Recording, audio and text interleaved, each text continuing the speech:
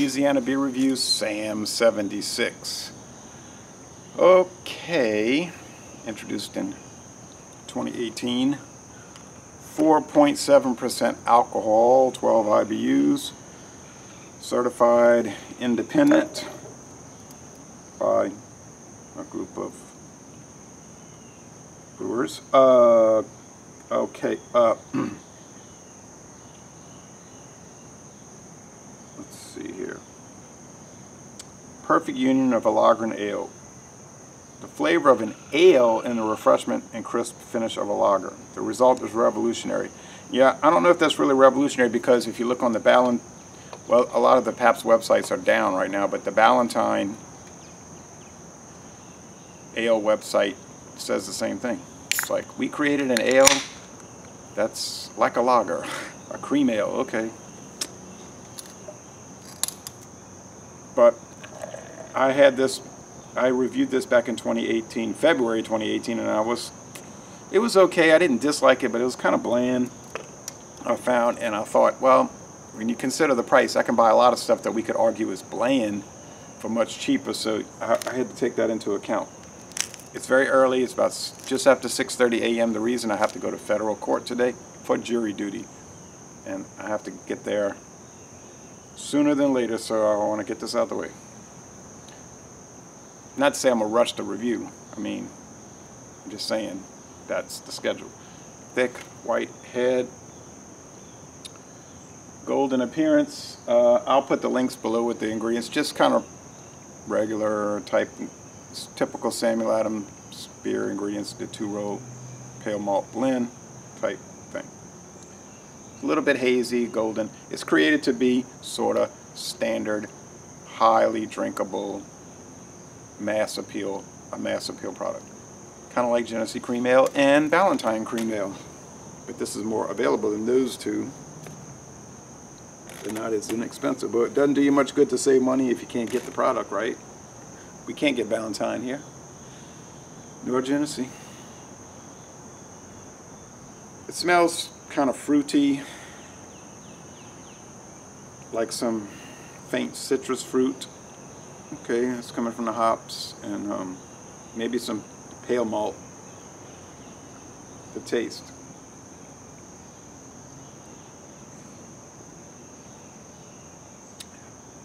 It's a much more citrus-oriented item than the ones I described, the Ballantine or the Genesee Cream Ale. Those are more like, have like a candy aspect and like a grassy hops. Like candy sweetness somehow.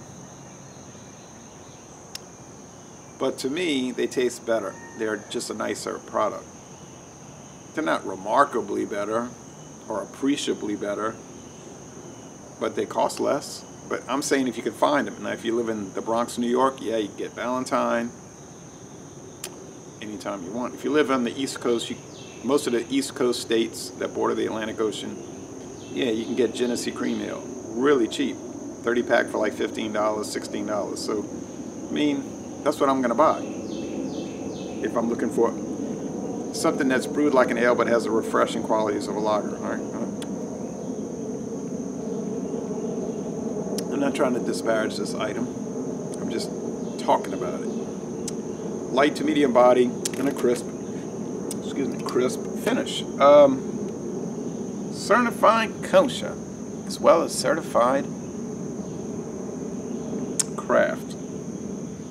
Now remember, you know, the funny story about that is that Samuel Adams kept falling out of the craft beer category, Boston Beer Company, because it was like an arbitrary number that they made. Like, well, if you go above this many units produced a year, you can't be a craft beer anymore. I mean, your quality might be very good, the beer might be enjoyable, but because of this arbitrary standard, you can't be a craft beer anymore. So then they realized they weren't going to be craft beer anymore according to their standards, so they raised the arbitrary number. They just kept raising the bar. So they could, and you can't use adjuncts. No corn or rice in this association. No way, no how. Yuengling wants to be a craft beer. Oh, well. Ding, ding, ding. Now you can add corn or rice. So if you're going to have these arbitrary standards, then I guess you can call anything you can call anything you want to call it, right? That's not too important to me. My question usually is the beer good? You know, what's the quality level of it? I think the quality level here is okay. Honestly, I did not check my score from February, so I forgot. I don't remember what it was. But I don't think it was too high.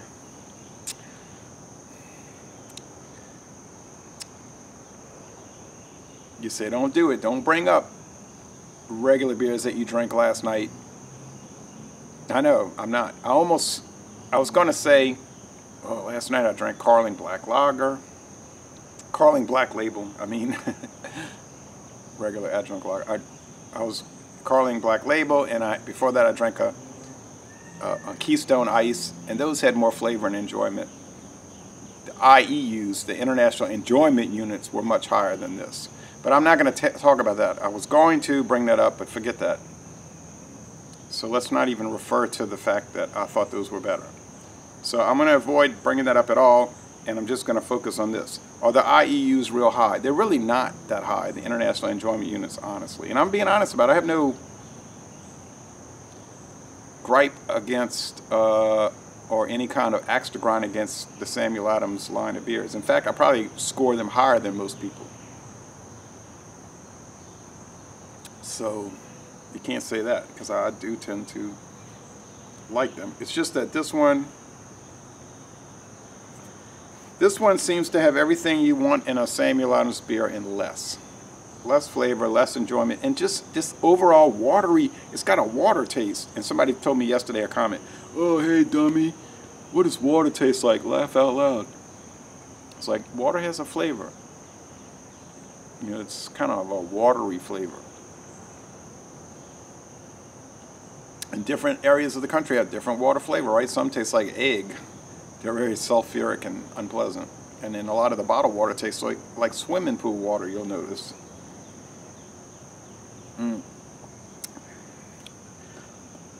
It's just,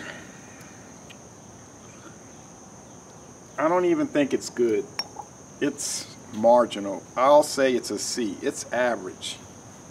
So if you want to get an okay beer, go ahead and buy it. It's not bad. It's just okay. It's a C. And really, that's not saying much. So you say, well, my team in the NFL last year was 8-8. Yeah, they were okay. Kind of like this. So y'all come on down to southeastern Louisiana.